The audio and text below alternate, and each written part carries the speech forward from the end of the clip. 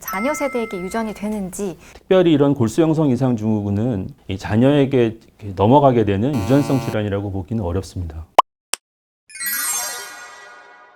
안녕하세요. 대한혈액학회와 비온띠가 함께하는 질병 알리기 시간입니다. 오늘은 골수 형성 이상 증후군을 주제로 인사드리게 됐는데요. 골수 형성 이상 증후군, 질환명이 조금은 생소한 것 같습니다. 그래서 전문가를 모셨습니다. 세브란스 병원 혈액내과의 정준원 교수님 모셨습니다. 교수님 안녕하세요. 네, 안녕하세요. 네, 교수님, 명쾌 완쾌 캠페인. 교수님, 질환명을 명쾌하게 알고 완쾌하자는 참 좋은 취지의 캠페인인 것 같은데요. 캠페인의 일환으로 질환에 대한 좋은 정보를 알려주시고자 오늘 자리해 주셨는데요. 네, 맞습니다. 특별히 어려운 이름을 가지고 있는 질환의 경우에는 이 질환을 진단받고 치료를 계획하고 계시거나 또 치료를 받으시면서 궁금한 점들이 많으신 환자분들이 많이 있을 텐데요. 환자분들과 보호자분들에게 정확한 질환에 대한 정보를 드리고 또 치료하는 데 도움을 드리고자 대한혈액학회에서 마련한 캠페인입니다. 네, 저도 이렇게 뜻깊은 자리를 함께하게 돼서 정말 영광이고 오늘 나와주신 정준원 교수님께도 감사의 말씀을 드리도록 하겠습니다. 그리고 오늘 함께 해주시지는 못했는데 학회 이사장님이신 이재환 교수님께서 영상으로 또 말씀을 전해주셨는데요. 영상 먼저 함께 보시죠. 안녕하십니까. 대한혈액학회 이사장 이재환입니다. 작년 대한혈액학회가 진행했던 만성골수성 백혈병 정보 캠페인에 이어 올해는 골수 형성 이상 증후군에 대한 인식을 증진시키고 환자분들께 올바른 정보를 알려드리기 위해 명쾌 완쾌 캠페인을 마련했습니다.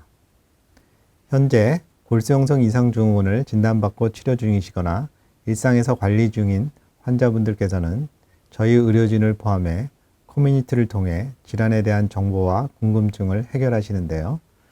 저희 학회도 전문의 참여로 만든 공신력 있는 정보를 토대로 환우분들께 보다 정확한 정보를 명쾌하게 알려드리고 궁극적으로 완쾌하실 수 있도록 도움이 되고자 합니다. 이번 캠페인에 환자분들의 목소리를 담아낼 수 있도록 하기 위해 협조해 주신 한국혈액암협회에도 감사의 말씀을 드리며 아무쪼록 이번 캠페인이 모든 환자분의 투병과 완치에 큰 도움이 되기를 바랍니다. 감사합니다. 네, 이사장님께서도 영상으로 전해주신 말씀 다시 한번 감사드립니다. 그럼 본격적으로 골수 형성 이상 증후군이 어떤 질환인지 먼저 살펴보도록 하겠습니다. 교수님 설명 부탁드리겠습니다.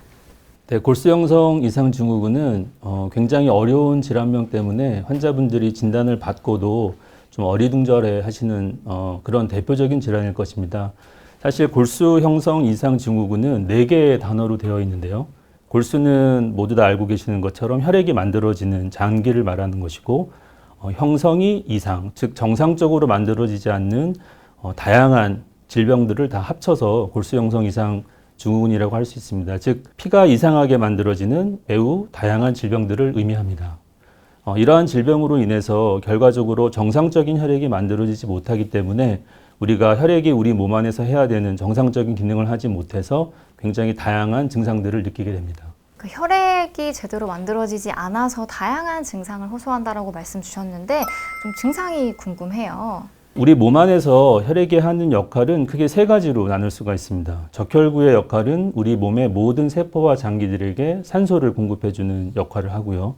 백혈구는 외부에서 들어오는 세균이나 곰팡이균, 바이러스들과 싸워서 이겨내는 역할을 하게 되고 혈소판은 우리 몸에 여러 군데서 생길 수 있는 출혈을 예방하고 또 출혈이 되어 있을 때는 지혈을 시키는 작용을 합니다.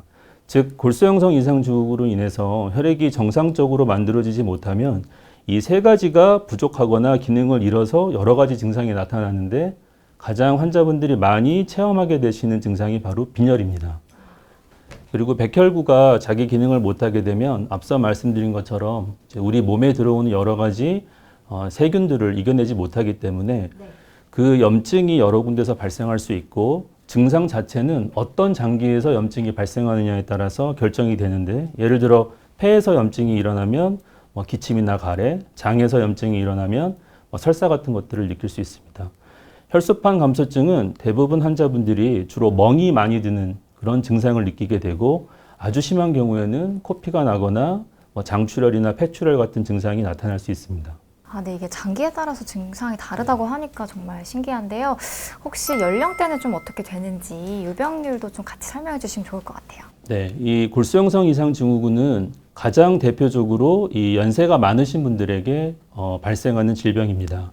평균적으로 발병 연령이 60대에 속하게 되고 전체 환자의 85% 이상이 50대 이상에서 발병하는 질병이다 보니까 이 소아나 청소년 기획에서는 굉장히 드물게 발생을 합니다. 성별에 따라서는 남성이 여성보다 많게 되고 보통 1년에 한 1000명에서 1500명 사이에 신환이 발생을 하게 됩니다. 발생률과 더불어 이 질병을 가지고 있는 확률, 즉 유병률을 이야기를 많이 하게 되는데 질병 자체가 워낙 고령에 많이 발생을 하고 뒷부분에서 말씀드리겠지만 또 치료가 잘 안 되는 그런 아형들이 있기 때문에 유병률은 생각보다는 그렇게 길지 않습니다. 그렇군요.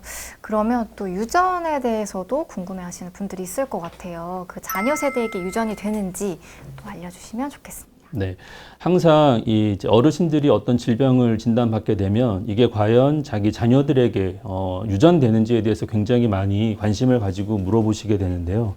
사실 이 유전성하고 유전자, 유전적 이런 표현들이 굉장히 혼용돼서 사용되기 때문에 저희가 보통 유전자에 문제가 생겨서 발생하는 질병에 대해서 설명을 드리게 되면 환자분들은 유전자에 문제가 발생을 했기 때문에 이게 내 자녀에게도 유전되는구나 이렇게 걱정을 많이 하시는데 유전성과 유전자의 문제는 좀 별개의 것입니다.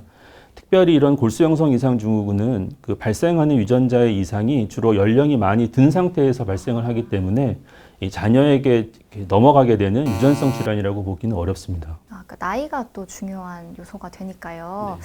그렇군요. 그러면 좀 잘 치료를 받으면 생존 확률은 올라갈 수 있는지 궁금합니다.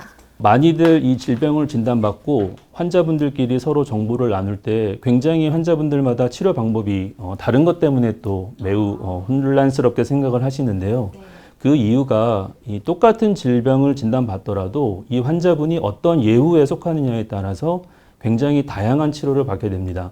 따라서 그냥 이 질병 자체가 어떤 생존율을 보이느냐고 말씀드리기가 굉장히 어려운 부분이 그런 이유이고요. 크게는 이제 두 부분으로 나눌 수 있는데 한 부분이 비교적 위험이 적은 부분, 또 한쪽 구는 비교적 예후가 안 좋은 부분. 그래서 예후가 좋을 환자분들은 구태여 아주 힘든 치료를 시행을 할 필요가 없고 특별한 치료 없이도 굉장히 오래 버티실 수 있기 때문에 간단한 치료 위주로 저희가 치료를 하게 되고 예후가 나쁠 환자분들은 어차피 어떤 조치를 취하지 않으면 환자분들이 오래 못 버티시기 때문에 힘들고 어렵더라도 생존을 늘리기 위해서 굉장히 항암 치료와 같은 힘든 치료를 시행을 하게 됩니다. 이게 예후도 다양하고 치료 방법도 굉장히 다양하네요. 증상도 처음에 다양하다고 말씀 주셨는데 이거 진단하는데 좀 어려움이 있을 것 같아요. 좀 어때요? 모든 혈액 질환이 그렇지만 골수 검사를 통해서 굉장히 많은 질병들이 이제 감별이 됩니다. 골수 검사는 마치 소화가 잘 안 되시는 분들이 당연히 내시경을 받아야 되듯이 우리 혈액 질환들은 골수에 어떤 문제가 발생을 했다고 의심이 되면 반드시 시행하게 되는 검사 중에 하나인데요. 이 골수 검사가 가지고 있는 그 단어 자체의 어떤 무서움 때문에 환자분들이 굉장히 이제 이 부분들을 좀 어려워하십니다. 하지만 요즘은 이 골수 검사를 소개하는 여러 동영상들도 많고 환자분들이 미리 접하고 들어오시면 비교적 골수 검사를 또 잘 이겨내시는데요. 골수가 앞서 말씀드린 것처럼 혈액이 만들어지는 장기를 말하는데 우리가 위나 대장처럼 어떤 모양을 가지고 있는 장기가 아니라 뼈 안에 어떤 공간, 그 공간 안에 한 절반 정도 세포들이 차지하고 있으면서 피를 만들어내는데 이 공간들을 모두 다 골수라고 할 수 있습니다. 따라서 어떤 뼈에서든 골수 검사를 할 수는 있지만 비교적 아무 다른 위험한 장기가 주변에 없고 굉장히 크고 골수량도 많은 골반뼈에서 하게 되는 검사가 바로 이 골수 검사입니다.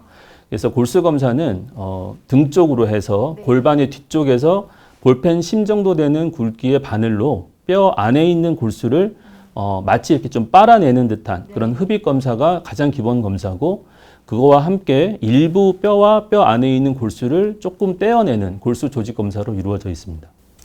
골수 검사와 골수 조직 검사 이렇게 말씀을 주셨는데 그럼 만약에 진단이 됐어요. 근데 아까 치료 방법이 되게 다양하다고 말씀을 주셨잖아요. 그러니까 어떻게 치료를 해야 되는지 그 결정은 또 어떻게 되는지 궁금합니다.